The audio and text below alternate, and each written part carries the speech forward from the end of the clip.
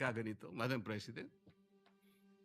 Kasi po matagal ko nang sinasabi, 9 na buwan na po ang nakararaan, ngunit ayaw nating ituloy ang pag-iimbestiga sa flood control scandal. Isang pinakamalaking nakawan sa ating bansa. Parang ninakawan ng isang pamilya sa tanghaling tapat at ang mga magnanakaw ay hindi nakamaskara. Nakakurbata lahat. Nakabarong Tagalog. Paano hindi masisira ang kumpiyansa ng mamamayan kapag tinalikuran natin ang ganong pananagutan? Ano pong sinabi pa sa akin? Imbes na sagutin nila yung privilege speech ko noon, nasa pamimilit ko na, eto pong tungkulin natin eh. Naging PNP chief kayo. Ako po'y humanga sa inyo noon.